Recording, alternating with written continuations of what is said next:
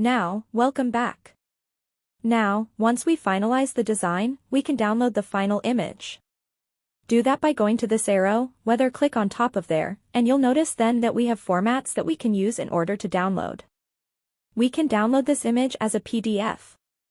We can also download as a PNG file, as a JPEG file, or as a PDF print file, and of course, we can also translate this into an animation if we have Canva up for work. So the first thing we're going to do is we're going to then click this element that makes this a PNG. We're then going to click the download button. Canva will then prepare the design, and then we'll have access to it on our hard drive. And you'll then be able to view the image from your hard drive, and you'll see the image here. As we said, we can also download this image as a PDF.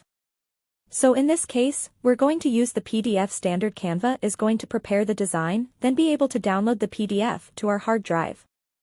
Then we'll have access to view the document. We'll see that document, then as a PDF. Here, we can also do a print quality PDF. For example, we can click this link. We can decide to leave out the crop marks, and then we're going to click download. Now this one does take a little longer for Canva to prepare. Once it's prepared, we can then click this link.